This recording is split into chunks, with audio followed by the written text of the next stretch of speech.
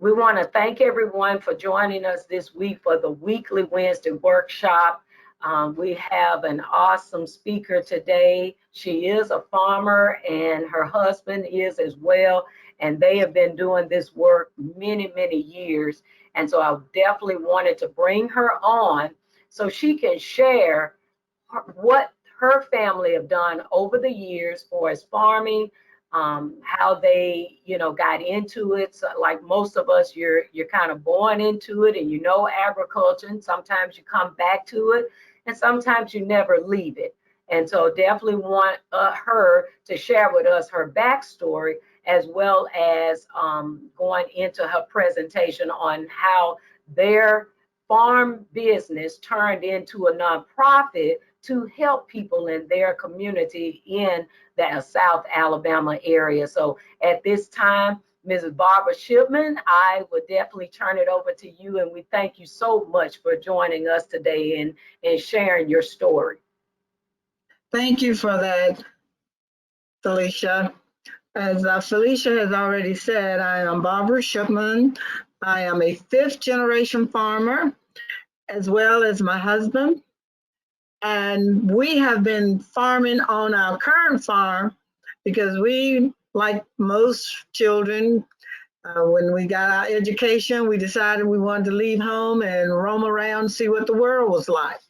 So we did, we worked and we retired and moved back to the farm after my mom, my mother-in-law, and my father-in-law, as well as my dad passed away. So nobody else in the family wanted to take on controlling the farm or even getting it back in a workable condition. So my husband and I talked and my kids talked. They told me, said, Mom, you can go back to the farm, but we don't want no parts of it. I said, that's okay, because I want to go back and I want to do something with that land. So we moved back, we cleared a spot and put our home here. And we started out with the hogs and the cows, and we got the chickens and the goats. So we no longer have the hogs and cows, but we still have our chickens and our goats. So we enjoy those animals. And we decided that we would become the vegetable producers. And we like that better because I like growing my own food and eating my own food that I grow. So we did that, and we got on into deciding that this is not enough. We want to do something else. So I took a survey of how many farmers I had in my area and found out what they wanted to do. And so we talked to our mayor, and she gave us the farmers market space in Clio, and the mayor in Clayton, Alabama also gave us a farmers market location. And that's where our Senator Beasley, most people know him, Billy Beasley, he lives there in Clayton. So they supported us in opening the markets because there were none in our area.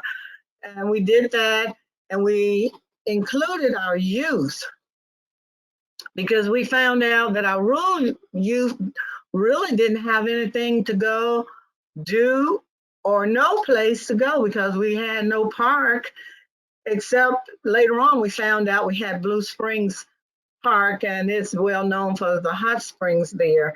But most of the kids did not swim, and we didn't have a public park or a swimming pool. So we decided to talk with our youth and find out what it is they really wanted to do. So most of them said, we want our own garden and we want to be able to go on field trips. So we worked with our youth after surveying them, and we included things that the youth like to do, because one thing I found out about working with youth, if it's something they like, they do well. So we have our youth farmers market, and we put a lot of emphasis on our youth farmers market, because we use that farmers market to create jobs for them, the summer jobs as far as the fall and winter jobs for the youth, because there's no employment places in our area. We're just plain old rural area. And the stores, the grocery store is about 41 miles from where we live. So we looked at what we had available to us to use in our community, And we know that we had land, trees. So we decided to carve out a spot for our youth farmers market. And we have 3 locations for those youth farmers market. And what we do is we teach the youth how to plant their food, how to clean it. We teach them from A to Z in farming one-on-one. As you will see, a lot of the things we've taught the youth in our community on my slideshow. So are there any questions for me at this point? If not, I'll move into our slideshow here, which is, like I said, we are the Cottage House Incorporation. We are currently a 501c organization, nonprofit. And what we do at the Cottage House, we have a little bit of history, not quite as long as the history is from being farmers, growing up as one. But the Cottage House was established in Ayrton, Alabama in 2000. Our mission of the Cottage House Incorporation is to inspire youth and help to promote sustainable agriculture solutions and economic development in rural southeastern Alabama through a multitude of different projects such as community programs, entrepreneurship, leadership, life skills, and more. The primary focus of the Cottage House is to educate youth as well as promote passion for business and agriculture skills for future generations, thereby increasing community gardens, creating jobs for youth, promotion of healthy lifestyles, educating residents. Oops, this is going so fast here. And, we want to talk about the importance of growing and eating local fresh food from the field to the table. And what we do here, we have classes.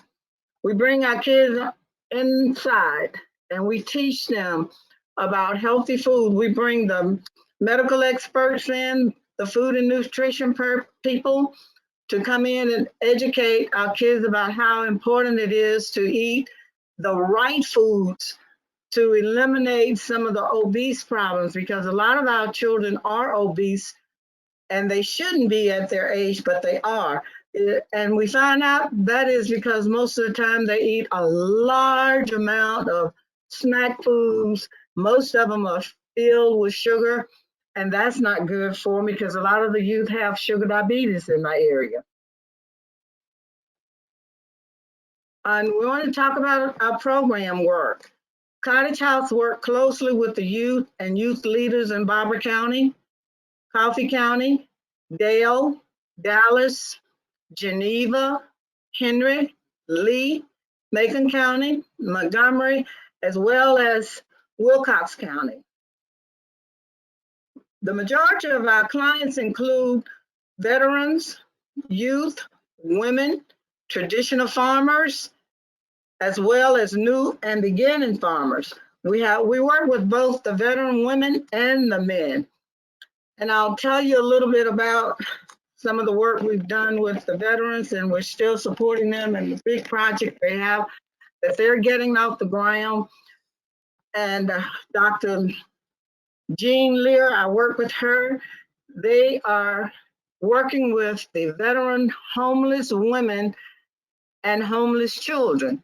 That is one of our big projects. And by the way, I'm a veteran myself, so my heart goes out to those veteran homeless women as well as their children, because we want to get them off the street. So they're working on the land. They got the land cleared. They're moving the offices out there, and we will eventually have what we call a tiny house community there. And I support that program totally because nobody wants to be on the street. Nobody wants to be hungry. Nobody wants to be out of a job. So we're looking forward to finishing that project so that we can create jobs for those veteran women who are homeless, they don't have jobs. A lot of them are drug addicts. So we're looking at working more closely with them to get them away from drugs and get their systems cleaned out so they will not have that desire to continue on drugs. So I'm very proud of that program, and hopefully you all will want to learn more about it. And once we get it up and running off the ground, we can set up a tour where you can come out and see just what we're doing with that project. Also, our work consists of the farmland, 1, 2, what you need to do if you really want to farm. You don't have to farm 20 or 30 acres. If you just want to garden, you just want to put a raised bed in or a flat bed in on your land, you can do that too. But a lot of our work includes teaching people how to construct, build those tunnel houses known as the hoop houses that are in the NRCS system. We also teach them how to repair. What we do with this portion of our program is that we work with our young men. We teach them a skill, because if they learn how to construct, put these houses up, then when the storm or the strong winds come around and destroy it, they also know how to repair. So thereby creating themselves a job that they can go out and do. We have high school students in Ayrton, Alabama, who we taught them how to do it. And they have now constructed 4 of these tunnel houses on their school campus in Ayrton, Alabama. And we want to teach more young men how to do it, because I tell them, if there are no factories coming to your area, well, then you need to learn something that you can make it a business of your own. So they learn how to build the tunnel houses. They learn how to repair the tunnel houses. They got a job. So when you go out there and apply with NRCS for one of these tunnel houses and you get it and it gets torn down because of the storm or strong winds, the plastic is blown away, then we can send our young men out there to help you out, because that's part of our job. Our mission is to create and generate jobs for the future generation. And if you have no business that are going to be coming to your area, they'll be moving back to the rural area, you have to think outside of the box and be very creative. And these jobs that we create for the young men and women as well, they have more than one skill. Yes, they know how to build. They know how to cut to the right size using the skill saw. They know how to use the drill to put all of the screws in the metal parts, as well as put the nails in if they're building a wooden tunnel house, because now we have a choice of a metal or a wooden tunnel house. So once they learn these skills and they continue to perfect their skills, when we send them out on a job, we don't have to worry about them half doing the job and people complaining about them doing the job, because we want them, when they leave us, they know, they feel comfortable with the trades that we have showed them how to perfect. So we are very proud of what we're doing with our young people. And we also include in our work that we do the outreach to recruit new farmers.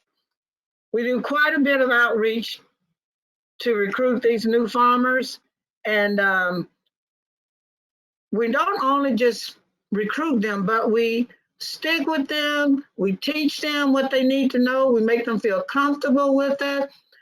We also let them know that if they need us, we're available for them. We don't just recruit the farmer, but we walk them through the NRCS office to make sure they complete their paperwork, make sure they have everything they need in their folder. If there's something missing, we work with them. And I know Ms. Gwen Harris is here today. She should be on. She's one of the people who work with us with our new farmers who are interested in getting those loans when they go and apply for FSA. Well, she screens them very well because we want to make sure that they qualify or can qualify when they apply for the loans. A lot of people don't understand if you haven't managed your credit well, it's going to be difficult for you to get a loan from anybody. The banks are not going to allow you to get a loan if you have bad credit. So that's a very important piece of our recruitment, to make sure. It's not that we're meddling in your business, but we do have to ask you the question, well, how's your credit? If you're behind in paying your credit card bill, then we tell you, hey, don't go and apply for credit from nobody. Don't go and apply for borrowing money from nobody. You don't need a loan if you can't pay off what you already owe. So we just talk to them and tell them, and we help them. Because a lot of times people don't understand the value of credit. Once they get that credit card, I got a credit card now, I'm gonna go to Walmart, I'm gonna go to any place I wanna go, all the restaurants. I get a chance now to eat at all the restaurants, at least once a month. But then when the bill comes, they don't have money to pay the bill. So we teach them how to manage their bills. And that's a very important part of recruiting new recruits, because a lot of them that I meet, they do not have a good standing with their credit.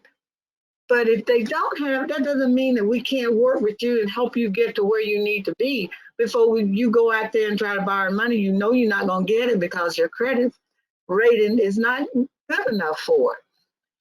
So we try our best to explain all this to them before we even take them any place to deal with credit. And also with our youth now, because you'll hear me talk about the youth quite a bit because we spend a lot of time with the youth. We not only teach them in the field, we bring them into the classroom and teach them. For example, when we're getting ready to plant our fields, we teach them about that field, letting them know the first thing they need to do is take a soil sample. So Ms. Shipman, what is a soil sample? Don't worry, baby, we're going to show you what it is. So we ordered all these boxes from the soil lab there in Auburn, and we give each one of the youth a soil box, and we go out there and show them how they need to take that sample of soil. And they do well. They will listen well. So once they get their soil sample back, then we're ready. We're ready to help you plant. If you want to plant in a raised beds, where you will see some of the work we've done and showing them how to build the raised beds, the flat raised beds. We also build those raised beds for wheelchair-bound students, because I work closely with Vivian B. Adams School in my area. Vivian B. Adams is a school for the handicapped. No matter what your handicap is, they have a student to represent that particular type of handicap. We installed 2 tunnel houses on their campus and several raised beds. We also put the wooden raised bed on their campus as well as the metal raised bed on their campus. And also, if you live near Alabama State and have some time to go and visit them, you will see several tunnel houses that we installed there, working with Mr. Currington. He's our trainer for that. And we put 2 on their campuses. And we have them all over the area for different farmers, schools, and youth land. So when we bring these kids into school, we talk about the soil sample. We talk about seed selection. We also talk about when the soil test return, we tell them there's some things that you have to do, because it doesn't stop there just getting the soil out of the ground and packing your box full, putting the label onto the soil lab in Auburn. When it comes back, it gives you a lot of information. You have to understand that information on that soil sample. It tells you how much lime you need in there. If you're going to plant only in your tunnel houses, then you have to provide the soil layer with the size of your tunnel house. Also, you're going to need to know how much fertilizer you put in it. So our kids can take their soil sample and they can tell me everything, because I will ask them the question. So before you do anything, you got to talk to me about the results of your soil sample. And when we teach them how to do things properly, they remember. Because if I forget something, they say, oh, let me help you, Miss Shipman. I know. And I just smile at them and go ahead. But it's a good idea if you're working with youth, don't just keep them in the field. Bring them into a classroom. Make them comfortable under the air condition. Let's talk about it. Ask them questions. Give them a chance to respond back to you so you can't be aware of what the knowledge level is. And don't think they don't hear you when you're talking, because they may be talking to their friends sitting next to them, but they remember because they know. And also, you know, reward them when they do the right things. Reward them for the work that they do. So our kids know that we will create jobs for them. So what we did also with our youth, most people don't do this, but we took them to the bank and let the bank ladies talk to them about saving accounts, checking accounts, investing in money markets, all the works. So the kids, when they got their first check and we took them to the bank, everybody wanted to open up them a savings account. So we were there for a while, but we had fun doing this. So always make what you do with the youth a fun thing. These are some pictures I'm going to share with you now. When we talked about building the flat raised beds, you can build them any size. And the flat beds are, we using those 2x6s, and we mostly make them 8 feet long, 4 to 5 feet wide. And we have soil because I'm organic certified now. I can't just use any soil. I have to make sure I use the right soil for my raised beds and for my gardens and for my tunnel houses. And everybody can't be organic certified because it is expensive and they don't want to invest that large amount of money per year into becoming organic certified. But that's okay. Even if you just want to be what we call a generic farmer, that's good. You can do that too. But try to learn to build as much as you can, because it's going to be less costly for you if you do that. And teaching the youth around you, you know, that's good because you'll be able to create jobs for them. Because the young man that's working here in this picture, well, we do youth exchanges. Well, he came from South Dakota and spent 3 weeks with us this summer. And his job was to build the raised beds. We had a list of people who wanted raised beds, and that's all they wanted. So we gave him the list and the address and phone number, and he got to work just going to different places, building these raised beds. Are there any questions from anybody at this point? Ms. Shipman, I want to ask a question. Okay. So can you expound more on the youth exchange, the young man doing that? And second, was the material already at the site when the young man got there? Was the materials already there? And then the last question, I'm assuming your organization purchased that, or was it the farm?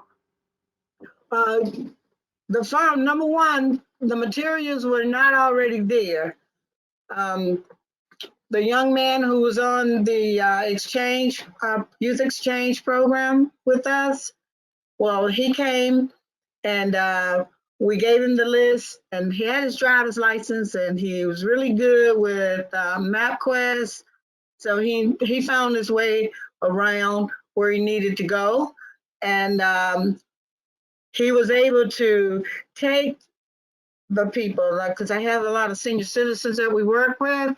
Well, he just took them to Lowe's, and Lowe's, you know, we have an open account with Lowe's so that we can get what we need from them.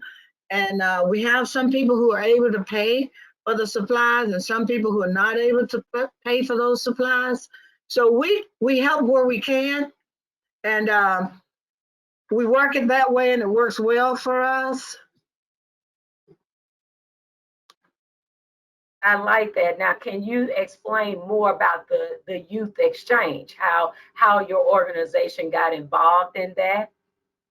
Okay, the way we got involved in the youth exchange program is that I did an outreach meeting at the My Child's Indian Reservation.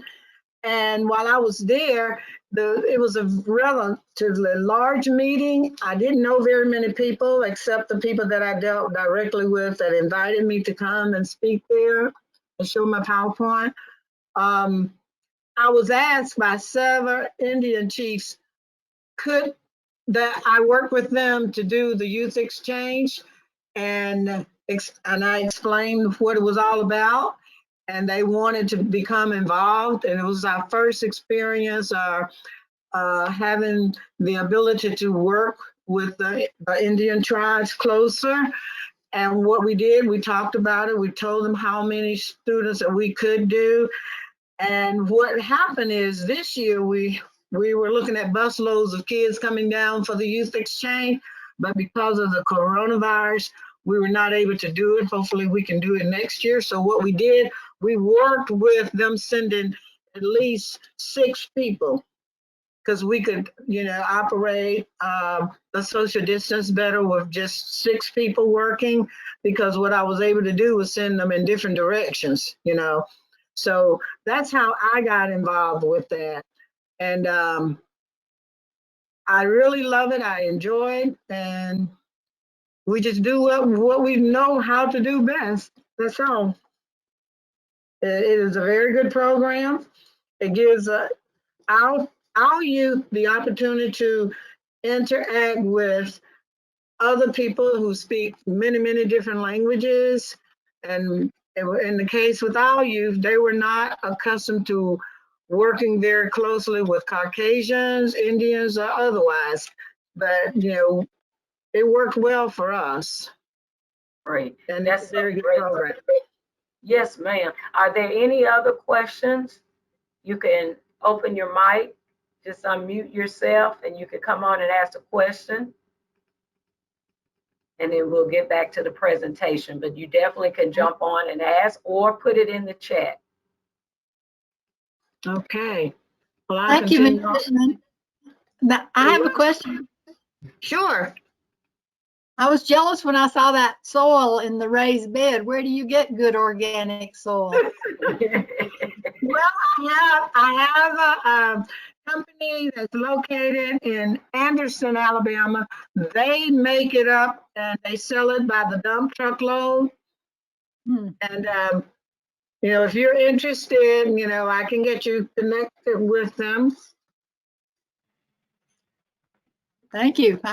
I'd like that. You're welcome. It did look very, very nice. I agree, Miss Judy. It looked very nice on that picture. So thank you so much for sharing that, Miss Shipman. Anyone else? Do you have a question? Okay. If not, I will continue on with my PowerPoint.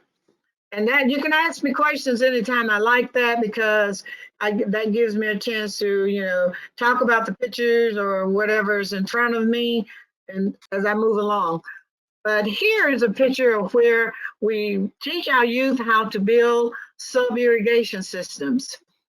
We have a company that I work with that make the kits up for me, and the right size that we need. And here, the kids have put together their drip system. They dug the hole and they're putting it in the ground. And when we finish putting all the pieces together, and they're actually glued with what we call the rain or shine glue, and they have to put all the pieces together so it looks like what you see here, with the exception, they're not finished with it because the end result is that we will have the drip lines going down the rows inside of the tunnel house or on the outside. In this case, it is done on the inside. And the kids all get the opportunity to glue their piece together. And what you're looking at is a PVC pipe that's been cut in several pieces and been put together, glued together with that rain or shine glue. And also the little black, if you look at the black parts there that has the little green turn knob on top, that is the on and off water knob to get the water flowing inside of the black pipes when we connect them. But what we do, we start them off teaching them how to put all the pieces together to end up with a drip line looking like this, and dig the hole and put it down.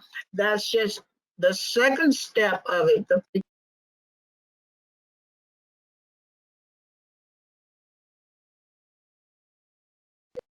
Okay, because when you get to this step here, you've already glued all of your short pieces. You put your elbows, the white elbow knobs on it, as you can see. You've also glued in your on and off turn knobs. So the only thing you need to do at this point when they're finished is to put it in the ground, cover it over, and then the soil is actually tilled and the rows are made, the seeds are put down, and depending on what they are planting, the seeds are covered. Because we found out that if we're planting turnip greens, for example, we don't cover the turnip seeds over with dirt.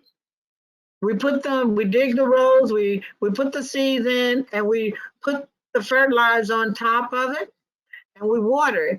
And within 3 days, the seeds have already germinated and they begin to grow. So that's the reason for that. And it works well for us when we do it that way.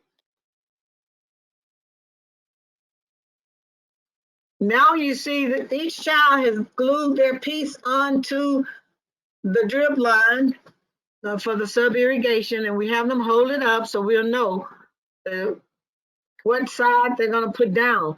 Because here they have it upside down and they would not put this in the ground like this because they'll have to turn it up so that it'll look like an L when they turn it up, and then sit it down in the ground and cover it over. And the kids love doing this because they really get a lot of enjoyment. And I can tell you, these kids here are 6 years old up to 18. These are the younger ones because we tried to group them by the age. They don't want to work with the older kids because they want to do it themselves. And the older kids would jump in and say, let me do it, let me show you more. So we give them the opportunity to really get that hands-on feel, and they feel comfortable, and they do remember, they don't forget what you teach them. Here they put it down in the ground and they're holding it to make sure that the water's drip. If you look over to your right, if you're sitting maybe over to the right of your screen, you see that Mr. Carrington is there. He's the guy that's wearing the glasses. We put it down and we check it. We have to check it to make sure the water's on, because over here, if you can see where I'm pointing with my ink pen here, that is the water line, the live water line, and it's been connected here. It has 2 turn-on knobs. He's turning it on, and there's a turn-on knob here, and right here where you see the L coming out, it connects into this drip line. And so we have to check it and make sure all of the turn on and all knobs are working. So once Mr. Carrington turns the water on, the youth now can turn his water spigot on and he can see that is coming out. And we have to check each one of these to make sure that they're working before we cover them over with soil.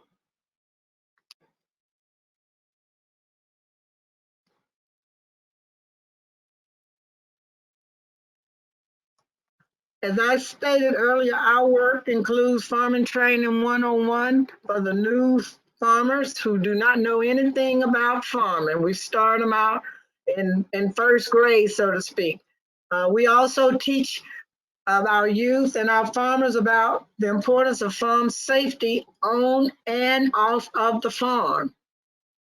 It is very important because if you are selling produce, you don't want any rejects, as we call it. You do not want anybody getting sick from the food that you grow. So it's very important that you handle the food properly. We teach them when we are harvesting the produce that everybody wash their hands and they wear gloves, because we don't want to contaminate anybody's food. Want to handle it properly, make sure they're clean when they're doing it, and make sure that what we're getting out of the field is clean. For example, if we're harvesting and anybody, you drop something on the ground, leave it there. Just keep moving. It stays there until we finish harvesting. We don't pick it up and include it in the clean bunch of produce that we are harvesting, whether it be collard greens, turnip greens, peas, butter beans, or okra, eggplant, doesn't matter. We have to be aware of food safety. It's very important. We can't talk about that enough, because you don't want to contaminate nobody's food. We also have the automated farm record keeping. A lot of people don't realize how important it is to keep records. When I talk about record keeping, the record keeping began when you take your soil test.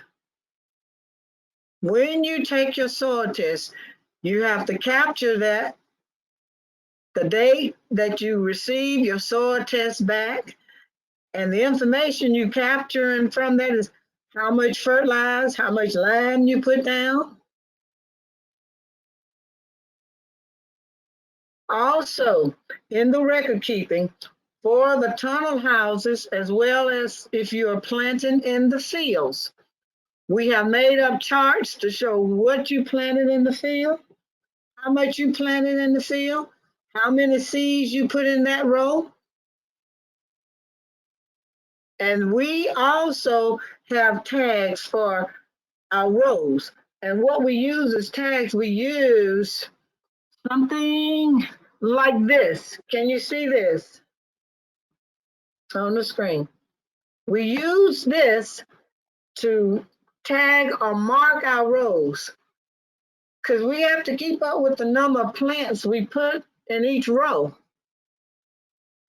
We also have to keep up with the seeds, the year of the seed. All that information goes in your record. And it's so important to maintain records.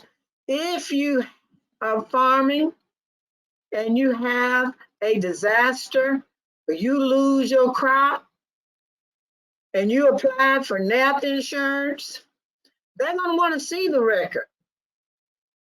I don't know if you know it or not, they have become very detailed with what they want in those records.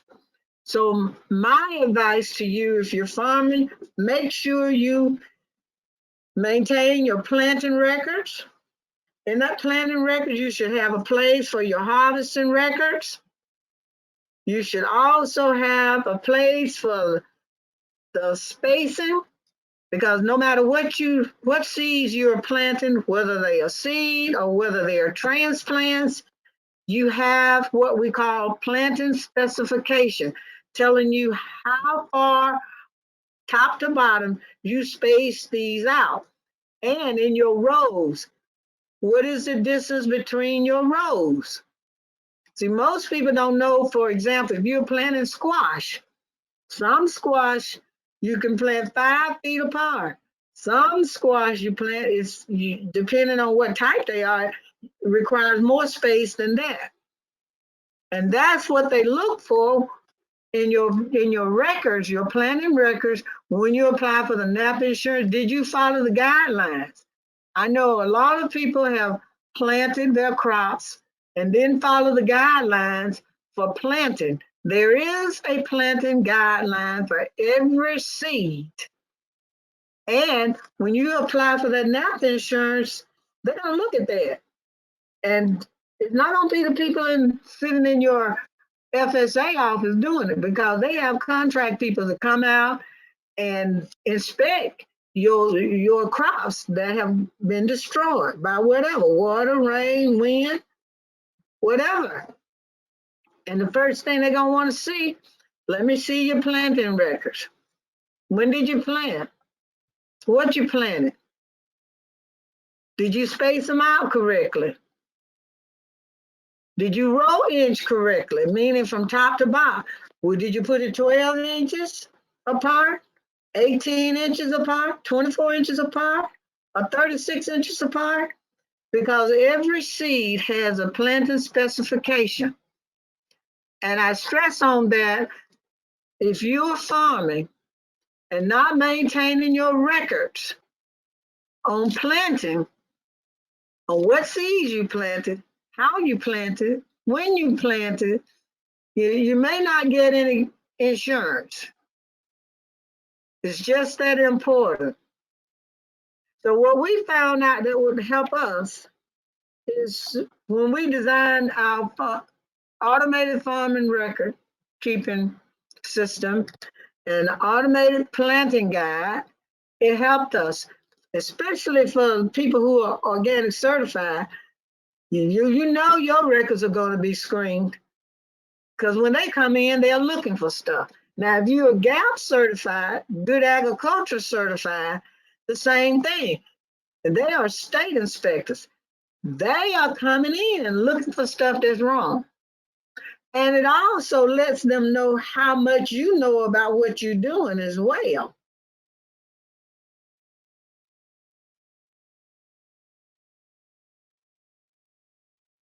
Again, we do the youth field trips.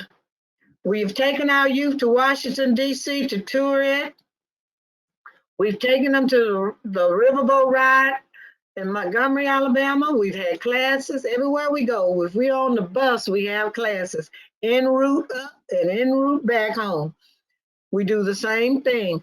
When we go on locally, wherever we go locally, we also have classes as well. And the kids are not so bored because we have class and we take our goodie bag and we give away very nice gifts for those who know the answer to the question. So that generates a little competition between all the students and they love it. We also took our youth to George Washington Carver Day in Dothan, Alabama, and the National Peanut Festival in Dothan. They enjoyed those and they saw a lot of things that they had at the Peanut Festival that they had never seen before. They saw all of the equipment. Some kids had never seen the huge equipment that they use. If you have tons of acres and you're out there, one tractor will not do the job when it may take 10 or 15 tractors to ply up those fields. They're so large. We also have a youth exchange with the students in Chicago. We had a learning journey at Miss Josie Gadabosi in Tuskegee, Alabama. We brought kids as far away that from Chicago, and they spent 3 days with the Alabama youth. And we took the youth to Chicago, and they enjoyed it. And we took the parents with us as well, and they have a ball when we go. That concludes my PowerPoint. So are there any more questions from anyone? Yes, ma'am. Thank you so much, Ms. Barbara. We do have questions in the chat. First question is, let me go back up and make sure. Yes. So our first question is the Cottage House Incorporated listed as a food cooperative? No, we are not listed as a food cooperative. We are part of cooperatives, so we keep that separate. It is a 501c3. It's incorporated as a 501c3. And when you said separated, I want to make sure everyone understand you're talking about you are part of a farmer cooperative, but that is separate from your 501c3. Is that correct? Yes, it is. Yes, it is. And our attorney, when we were being structured, cautioned us about that and recommended that would be the best way to go. And we took his advice and we're glad we did. So we don't want to have the co-op being a part of the 501c3. Yes, ma'am. Thank you. So next question is, how much capital did Cottage House Incorporated begin with? Oh, well, I can tell you the capital that we began with was about 15,000 is all we had, and that came through from bake sales, cake sales, pie sales, and selling jelly and cakes and donations. Good. The reason they were interested in knowing because they want to create a food co-op in their community, and they, of course they're still at the beginning stages of researching it, and so really wanted to get, you know, like that financial beginning. So that's why they were asking the question. And then also I put in here, Mrs. Barbara kept mentioning NAP, so I wanted to make sure that we define that for you. Or at least give you the name of the acronym. So it's Non-Insured Crop Disaster Assistance Program. And so it's NAP, N-A-P, and P as in Paul, and it's at the Farm Service Agency. Right. So if you have any type of disaster, you know, in the future, please take into consideration of utilizing the NAP program. But as Ms. Shipman said, you have to have good record keeping. You cannot go up there just saying you have lost animals, you have lost crop, and don't have anything to show for it. So please, please make sure you keep good records. And as business owners, you should. So please, if you haven't, get started. If you're a new and beginning farmer, start like Ms. Shipman say, day one. When you get your soil test, you have to keep good records. And also, let me see, the other thing I wanted to state, I just lost my thought. I'm sorry. Any other questions? Thank you, Joy, for putting that link in where people can go to the NAP program online. So the link is in the chat. If you would like to click on that, you could go straight to it. Thank you so much. And I know that we talked a lot about youth cooperating. So, and our title today was Farming Cooperatively, but Ms. Shipman, I definitely want you to talk on the farmer cooperative, because like I said, you all been farming for many years. You are certified organic. And I want, you know, you to speak on briefly on the cooperative, the farmer cooperative. Okay, we are a member of the Tuskegee University Farmers Cooperative in Tuskegee, and for us, it was a very good experience because the Farmers Co-op was able to get a contract with Walmart, so we grew several varieties of vegetables to support our co-op there in Tuskegee. So I'm the secretary for that cooperative, and it's still in existence. And it's very good because with the co-op, you are able to, as for example, with Tuskegee, they were able to get the Walmart contract for us, and some of the other cooperatives where we're growing in large quantities, you know. And so that's good because it gave us, the Cottage House and what we do on our farm, the opportunity to be able to sell produce that was grown on our farm that is organic certified to Walmart. And, you know, the other thing I want to say, like my farm itself, we are an LLC. And so, you know, it is a separate business away from the Cottage House as well. So for us, it's good to keep those entities separate because you don't want to run into a problem where something happens and you never know. We try hard. We don't want anything negative to happen. But say, for example, if something should happen and everybody comes after me and sue my farm. Well, if I've got everything in one bucket, my farm will be gone, my house will be gone, my land will be gone, and the Cottage House will be gone. So it's a good thing to be able to set your entities up separately. So if something does happen, you don't lose everything you have. You Yeah, don't want to lose anything. You work hard not to lose anything. But God forbid if something happens and everything is in one pot together under one umbrella, you know, everything is gone. Because when people come after you, they're not coming after one thing, they're coming after everything they see that you have. exactly. Exactly. Thank you for sharing that because that's just so important because we have many farmers in our region and our region consists of Mississippi, Alabama, Louisiana, Georgia, and Florida. So our southeast region for us, our Gulf States office and the farmers we work with, we have so many farmers that know how to farm, know how to sell, they're making money, but they do not have it set up as a business. So I'm so glad that Ms.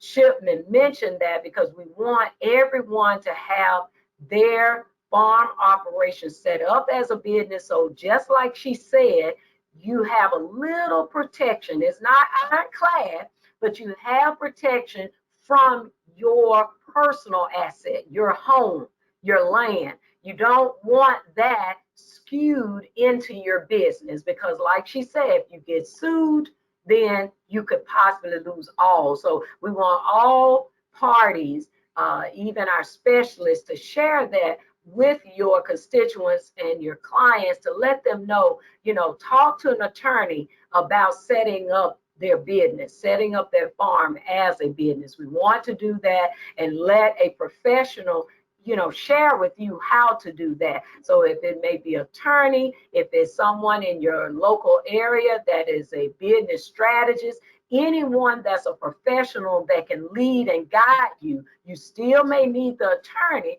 but I do understand we have farmers that may not have the financial resources to go straight to the attorney.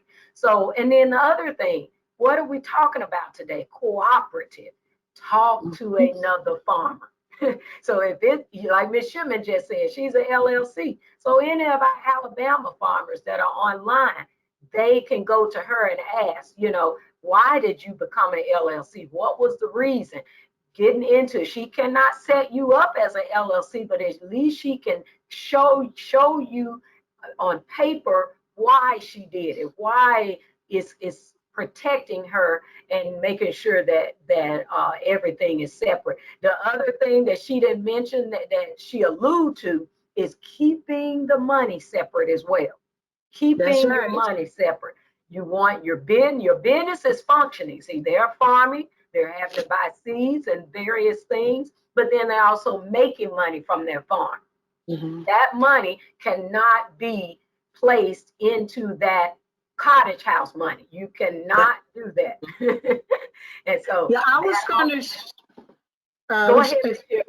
excuse me for interrupting you, Felicia, but I was going to talk about that in a few minutes. I wanted to talk about that to the point of even to your bank accounts. You know, each entity should stand on its own, should operate on its own. It should have its own checking and savings account. Okay. So, for example, if you were to apply for grants and you have everything separated, then you have to have separate accounts for the grant money. Because see, when we applied for a grant and we received that grant, I had to open up a separate account just for that grant to track that only the grant money. I don't even mix it with my checking, my savings for the cottage house. Same thing for the farm. It has to stand on its own. It has its own account. So you don't mix them.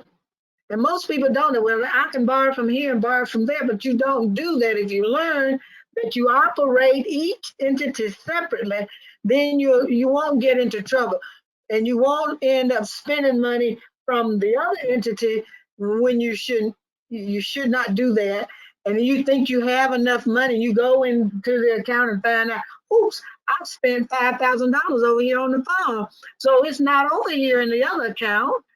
But when you learn how to structure your business properly, and you can always go to your small business association, that's their job to help you at no cost, help you to structure it correctly. And there's no charge for them doing that, because I did use the Small Business Association when I set up the Cottage House as well as my farm. It saved me those legal fees. Yes. Great. Also, I wanted to ask you, Ms. Shipman, you spoke of Tuskegee being over the farmer cooperative. Can you share?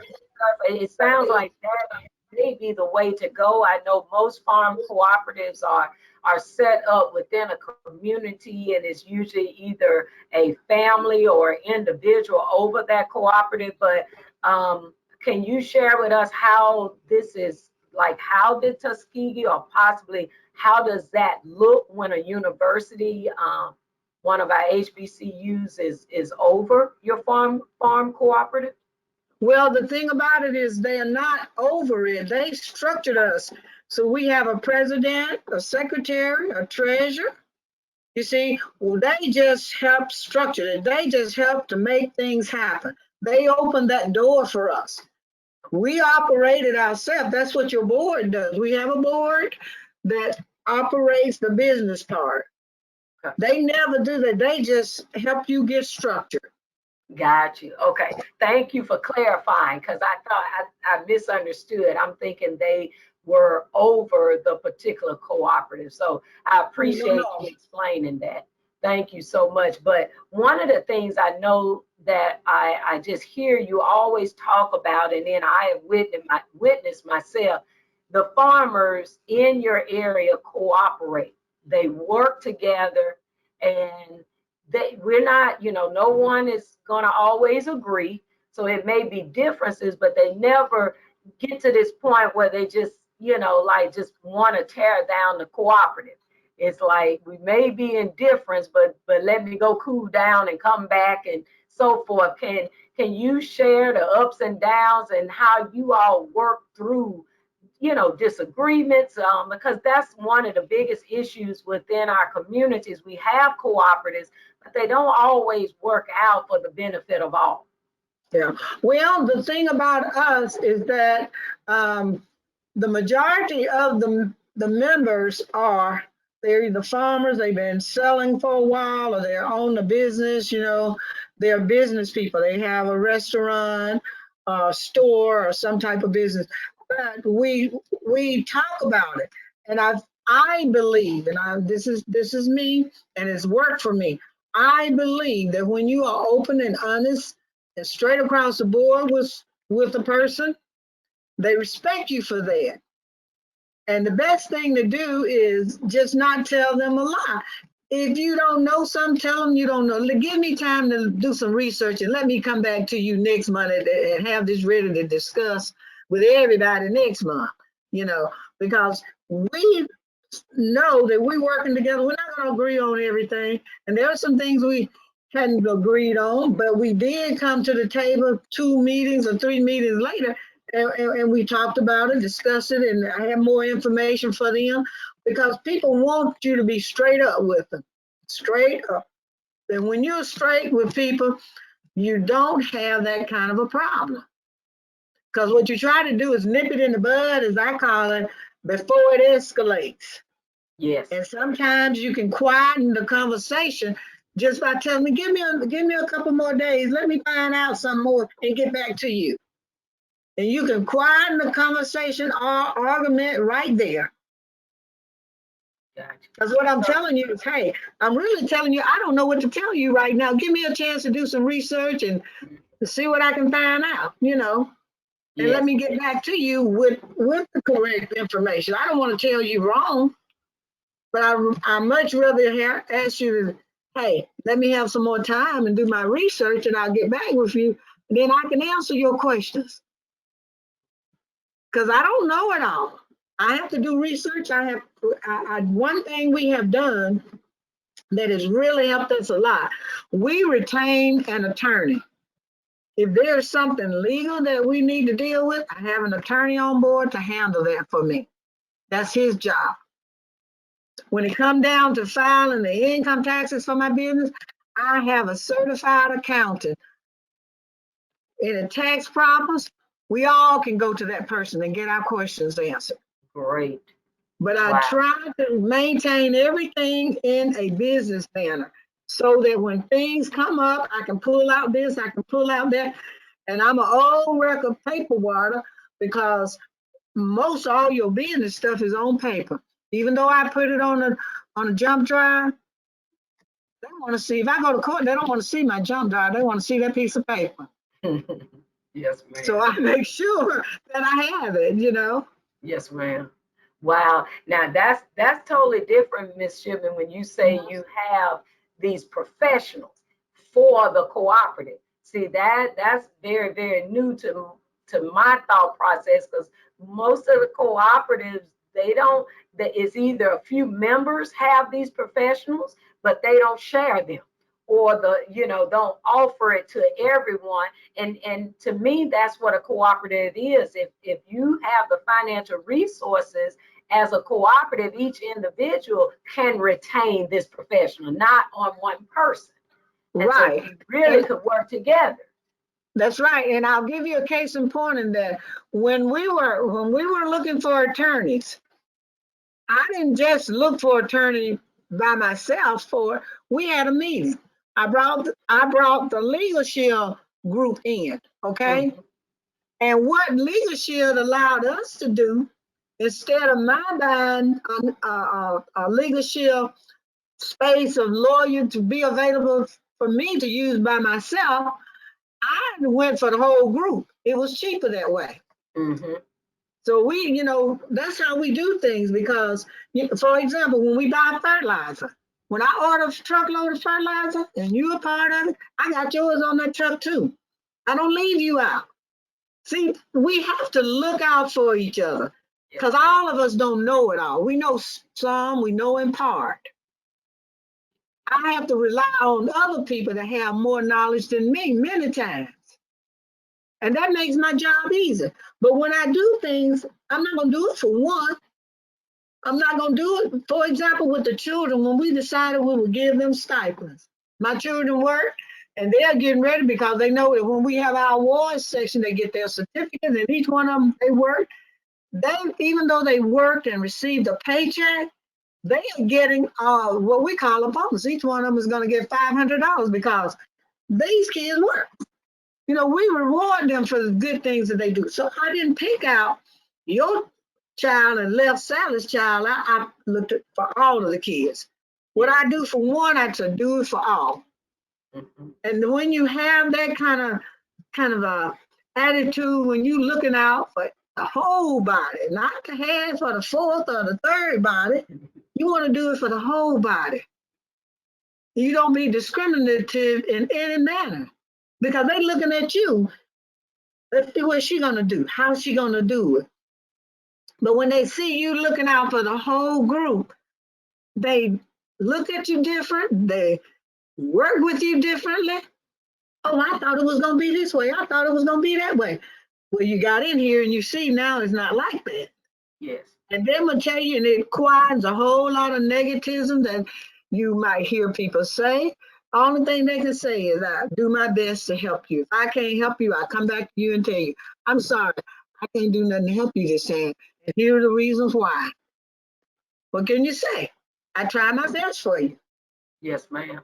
But that is farming cooperatively, and that's why I wanted you on because I've been knowing you for years, and I know that your farmers, the people in your area and the young people love you so much, Ms. Shipman, because you are straight with them. You have never ever pulled a wool over people's eyes, and you have helped. And I'm way here in Mississippi, and you have helped us, and so it's so many people you have touched, but you do it sincerely. And that's why people love you and want you to always help them learn how to farm and how to get better and level up and do more than they can in their farming operation. So that's why you were on today, because we need more farmer cooperatives that work like this. We have many in our country that are doing just what you're doing, straight and narrow, no hiding anything, not keeping things from their members. And guess what? They are successful too. Those farmers are making money. Yes, the farmers are making money. the children understand that they can start businesses because what? They're looking at their parents and grandparents and their neighbors working together. That's what it's all about. And you can do more when you're working together. Yes, When you ma'am. work together, you can do more. And I know one thing that you mentioned, and because I work with young people as well, one of the things I noticed that you always have done, and you mentioned it on this call, is you always solicit the children. You don't take over and do it for them. No, it's about, I want you to learn. You come here, you have skills. God gave everybody 2 eyes, two holes in the nose, 2 ears, 2 hands, 2 feet, 2 of everything. If you got a pair, you can do it. You got the same thing everybody else got. You just got to use what God gave you to use. But you also look at each individual child as that, like they can do, versus judging them. We have so many adults that start judging the children before they open their mouth. And it's like, no, you don't do that. You encourage them to bring out the best from within themselves. And they like that because, well, you know, there are a lot of kids that I work with that comes from family where parents are drug addicts. No, we don't even talk about that. We want you to do your best while you're here. And we stick with you. We have situations things that come up, but when you look at that child, you don't want to judge that child because you don't know what that child will be 5 years or 10 years down the road. Exactly. You don't know. You don't know what God's plan is for that child. So you encourage them. It's about encouragement, the growth and development. And we use this because I'm gonna tell you, some of our kids, they come from some pretty tough environments. But when that child come here, I want that child to know you're not there. This is different. We want you to be you. This is a place where you can be you and be all that you can be of you. And you encourage and say some encouraging things to them. They don't hear that at home. Some of these kids get cursed up one side and down the other. That's all they know. Yes. Yeah. And sad to say, a lot of the students get it in school as well. They have that just the low expectation of some students. And so that's what I've always loved about you, because that's what children want. They just want to be noticed and they want to be uplifted, and you have always done that for them. And that's why they always have your back, and you're teaching. That's what I love about your programs. You're teaching them a skill set. We're not displacing school. We're not saying we don't want to have school, but for some children in America, you have to teach skills as well. All children are not college material. They won't make it in college. And so, but we don't want just to send them after they graduate from high school, just send them somewhere, or they just out in the world. We still want them to be productive citizens. So learning a skill set, and I love what you said about building the high tunnels.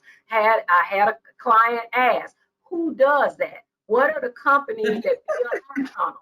And I had to we got one out of state, we got one in state. Okay, so why couldn't we go to students, young people, and build those high tunnels? So that's just a tremendous thing that you're doing, and just we commend you so much, Ms. Shipman, and we thank you so much. We're over our time, but we're grateful That's okay. that everyone stayed on us. Do you have a few more minutes to try to capture these questions, Ms. Shipman?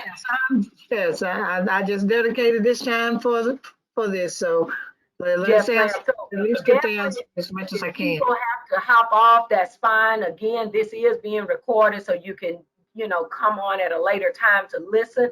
But we had, and I think we may have touched on it. So it was asked if you could explain how the cooperative work. You did talk about that, and then the designated staff person running the cooperative. So I kind of asked that question because I still thought Tuskegee was running it. So you explained, no, they just structured you, but the farmers are still leading it. That's correct? That's right. They're still leading it, and Mr. John Brown from Selma, Alabama is the president. Okay, great. And then you spoke on the interpersonal part. That was their third part question about how do you handle interpersonal parts within the cooperative. You said being straight with people and honest. That's it. If you can be that way, I believe that's the key to life, because when you start lying to people, they lose confidence in you and don't want to be around you. And you don't want to push people away with that type of personality. Yes. And then we had a question, can you talk a little bit more about record keeping, especially with you being organic certified? And then also just as a farmer, you have a lot of records to keep just being organic certified farmer. So can you speak more on record keeping, and possibly could you list what are the most important records? Like what do you would kind of maybe the first 5 or first 6 or 7 particular records that are best for farmers to keep? Okay. Well, first of all, I like to say, when we'll start with things such as purchasing. If you're purchasing, no matter what it is for your farm, you want to make sure you keep all of those receipts separately, okay? And I recommend that you get one of those 3-ring binders or 4-ring binders, which are the big thick ones, and those laminated sheets to put them in. You keep all of your receipts. Well, I don't care what you purchase: fertilizer, lime. If you're purchasing fence to repair your fence, fence posts, nails, screws. If you have to go out there and buy a drill to drill, it's quicker to do the job if you got screws and a drill, rechargeable drill. If you have to buy it, if you got to cut down trees and got to go out there and invest in buying a saw, electric saw to cut your trees down, that's all farm user, because you're going to use that to cut down these trees. Especially if you have a storm, you got to move them. You're moving them by yourself, you got to have an electric saw to get the job done. Fence posts, whether they metal or wood, just whatever it is you're purchasing to maintain that farm. Seeds. You might have to repair your drip irrigation system. You got to buy your drip tape. There's a lot of money being spent on buying those drip tapes, items that you need, because we buy by the big roll. You got to buy your blue lay flat.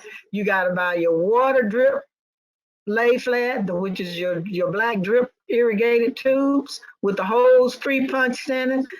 You buying that. So you want to keep up with all of that. Okay. And then, the wear and tear of your vehicle, your truck breakdown, you got to buy 5 tires because you ran over something in the road and it just tore up all your tires.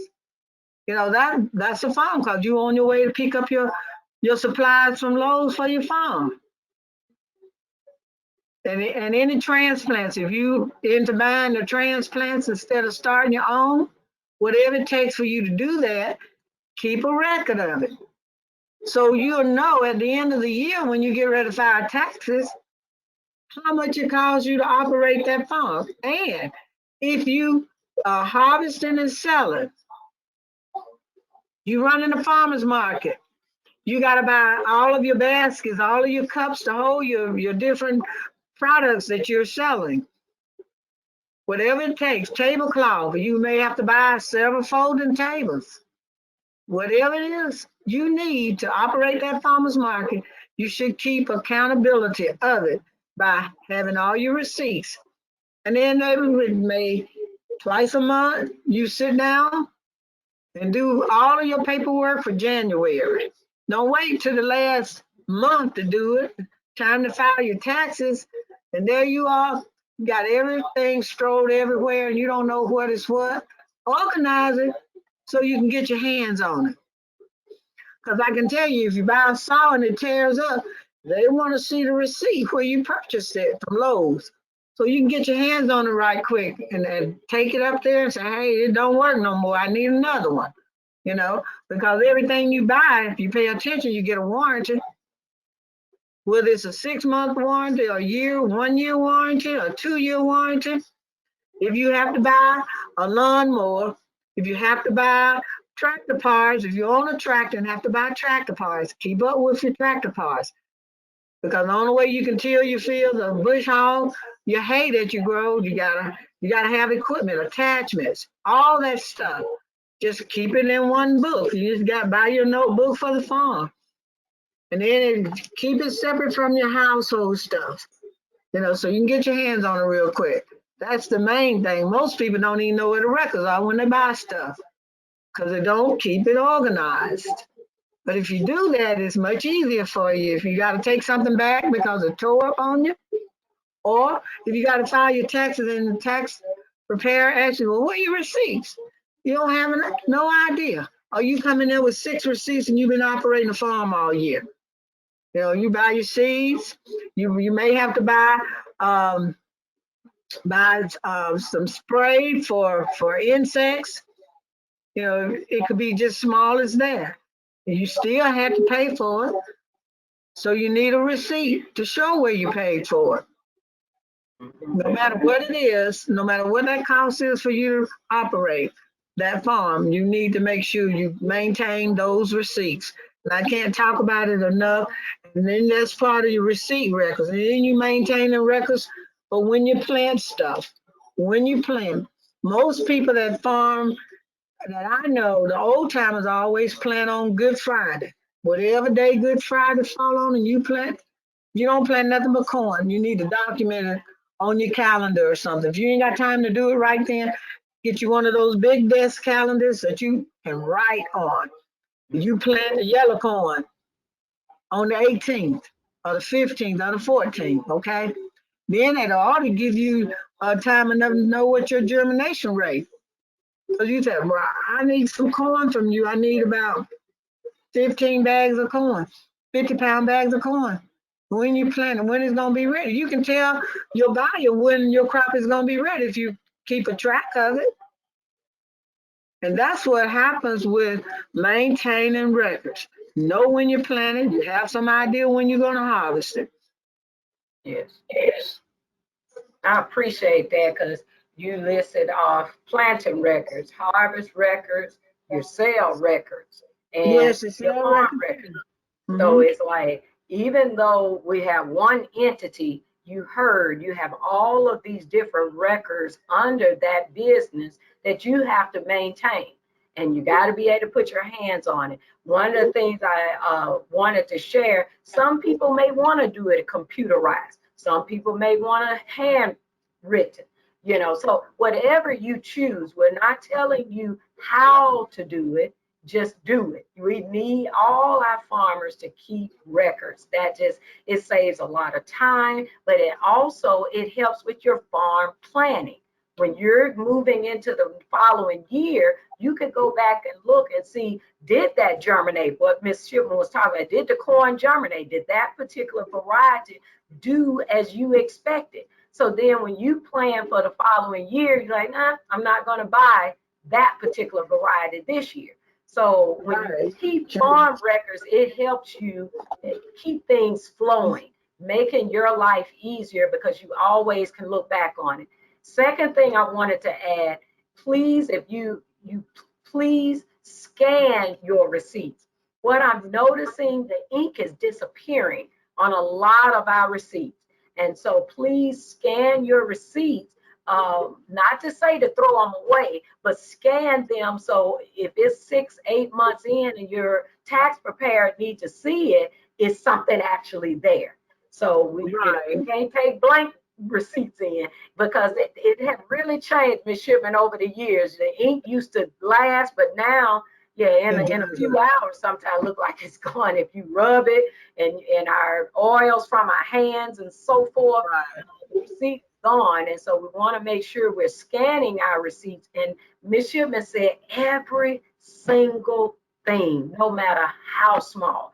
If you use financial resources to purchase it, keep that receipt, scan it, and place it where it needs to be placed. If it's the harvest stuff, if it's the, all around farm things. One of the things I learned in a class many, many years ago, I was clumping all our farm stuff together, my record keeping, just everything, all the animals, everything I was doing, just one farm book, and that was the record keeping. But then that gentleman said, okay, what if the chickens is not cash flowing? What if a particular animal that you're raising is not making money and it's in the red every year? You will not know that if you're clumping it together. And that was my light bulb moment. And now every single thing is separated. So I'll know this is what's being spent for the poultry, this is what's being spent for the sheep. And then at the end of the year, and like Ms. Shipman said, throughout the month, you need to be going in and adding those receipts in. And so just making sure that you're keeping up with your records is so important, because if you want to go get a loan, you're going to have to show a profit or loss on the farm. Yes. So we are running businesses. It's not hobby. You know, we're running businesses regardless if it's a farm, if you're doing a farm cooperative in your area, if it's an urban farm, if it's a children farm or a children youth skill farm or agriculture program. It doesn't matter, because money has to get spent no matter what to set these businesses up. So even when you set your business up as an LLC, that's money. So you want to make sure that yes, ma'am, you're recording all of this. So Miss, let me do these rest of these and then we'll get out. We're holding everybody a little bit longer, but we thank you so much. So one person, and I think they just left, but they share with us Farm Commons, farmcommons.org. It is a nonprofit that has lots of legal resources for farmers. They have a podcast, and then they offer legal help hotline. So I want people to know that Farm Commons with an S.org.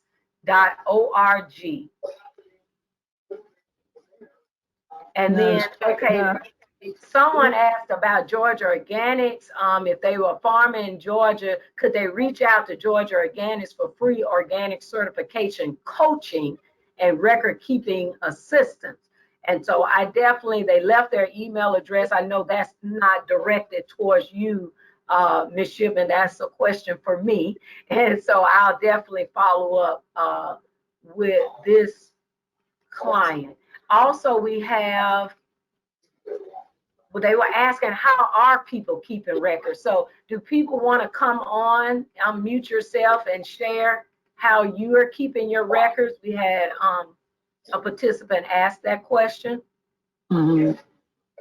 That would be good if they want to share that information with us, because that's what we learn from each other. Yes.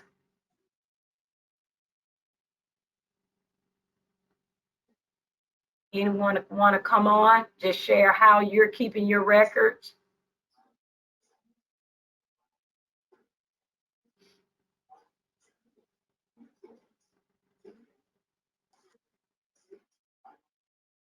I use QuickBooks, but I don't love it.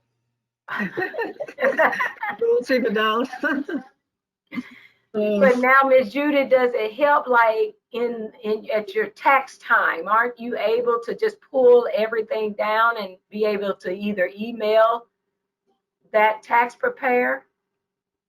You know, Felicia, if it's in there properly, it's a great asset. But if it's not in there properly, it really doesn't do you much good. It takes a minute to learn it, and maybe it needs to be more detailed. I've just got a whole section for high tunnel, but after thinking about all the categories of expense, I think I probably need to break it down more. So I think I'm going to use the binder like Ms. Shipman suggested. Yeah, because one thing about the binders I would like to share with you, I get these separated by the month, the 12 months dividers. And so I make sure I'm very careful to file everything under each month appropriately. So then I know how much money came in for January, money went out for January. And, I just put it on my computer. And my computer, if you use Excel, you can set it up so it can automatically add and subtract for you. And you can, if you know the formulas, you can even set it up to divide for you. Got you. And I was going to ask you, Miss Judy, are you doing online and offline recording? Okay, good. With youth, this is just my personal opinion. Wait, we didn't hear you at first, Miss Judy. Can you repeat? For youth, working with youth, I think it's a good exercise to have them do it in a booklet form. Can always learn some software later or find some digital platform, but I think it really sinks in if they're having to write down things. So especially Yes. working, I think that's helpful. And then we also have to keep in mind they're technologically savvy. A lot of They're them. very smart. My kids are very smart with the computer. Yes. And So, I Miss like Judy, to you may have push it to the limit. they may help you with your woes of the QuickBooks. So you may have some students that could really just come in there and shape it up, because they really, yes, they really are phenomenal with that. So one of our participants asked, are there any digital platforms that are people using that are low cost or free? So Miss Judy, I'm assuming, I think QuickBooks has a fee, doesn't it? Or is it a free? You gotta unmute yourself. You do have to buy the software, yes. Yeah, pay for the, so there is a cost in it. Got you. Okay. It does help. It helps if it's in there right. It really does help at tax time for sure. Yes, ma'am. But like Ms. Shipman say, I excel. If you are, and you don't have to be technological savvy to use Excel, because it's just filling in. That's all. Now, you gotta, like Ms. Shipman said, those formulas, but you could do a Google search on how to do the formulas. You can ask, and those questions are like, what formula do I need to add, or what formula do I need on Excel to subtract? So it's ways of utilizing it to your benefit. But Excel is, of course, most of us have it on our computers. And so that to me, that's the first thing that you possibly can go to without a cost.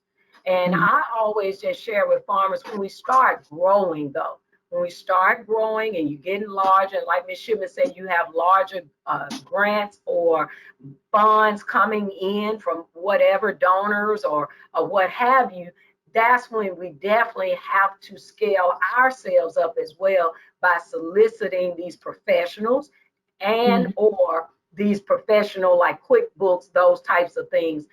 We can't, most of us don't want to stay small, and we can't stay small. As we start growing, we have to move with it. We can't stay in Excel and you may have $100,000 budget or better. You can't, you really need to get the tools that you need to equate with what's going on. So one, they say, I know 10, TEND as in dog, 10 app is very comprehensive in keeping records, but it's expensive. So that was one of our participants sharing with us. TEND, TEND is an app. And we know it's many, many apps out there. So it's TEND.com. We have many apps out there, and definitely you would have to just kind of scour it and see what is best for you. But I don't want to hold, we have went over 30 minutes. I don't want to hold you any longer. And we definitely, Ms. Shipman, you want to come back on, we would love to have you because we really want more speakers. So any of you on today that would like to join me on a call, please let me know. Let me put my email address in the chat because what I'm doing at this time is kind of smorgasbord. It's always on a Wednesday, 2:00 Central Standard Time, but I either present a particular topic. I have had interviews where I'm interviewing some of our ag specialists and specialists within NCAT around the country. And then like today, I'm either interviewing a farmer. And so we want our professionals on, but we also want to hear from our farmers. And so we have a little bit of everything on our weekly Wednesday workshop, because we want to make sure that we're sharing everything with you from all walks of life and from every paradigm. We don't always want to be on the specialist side, even though NCAT specialists are farmers and stuff. We're very proud to always be able to say that. But still, we want to be able to, for our clientele, to hear from others around the country that are really doing the work. And so we thank you so much today for joining us. Mrs. Shipman, thank you so much. You're welcome anytime. And you know, there's a lot more we can do. We can also have classes, you know, so Yes, ma'am. and they can see what's going on. Because I would love to do possibly if you and I can record a class on the days or the evening the children are out, because I want to get them in here teaching. Yes, that would be good. They teach us. They are some wise young people, and so we definitely want to do that. That could be another segment, and we can record it and play it on a Wednesday for people to hear, because it's some extraordinary young people that are in the agricultural world, but a lot of times they are not known because they're young people. So we want to make sure Miss Judy Ballou, Miss Barbara, that's on right now, she works with young people in the Mississippi Delta. Right. So, yes, ma'am. So it's a lot of young people that are doing great things. So anyone that's remaining on the call, again, if you want to join me in a conversation on what you're doing on your farm, or if you're a professional that just want to share with farmers around the country, please, please reach out to me. My email is in the chat, Felicia B at ncat.org, because we want to make sure we're sharing all of this talent across the country. So we're going to end right now. And if you have any questions, please reach out to me via email, and definitely I can share. Ms. Shipman, can you share your email address? Yes, my email address is shipmanba at AOL.com. Okay, and I'm putting it in the chat right now. So Shipman, B as in boy, A as in apple, at AOL.com. Yes. Great. So thank you so much for joining us today. Have a great rest of the evening. And thank you so much, Mrs. Shipman, for being here with us today and leading the charge and working with our youth. No, you're welcome. And thank you everyone for coming in, listening to me. And I was very happy to share with you. Yes, ma'am. Everyone, have a great evening.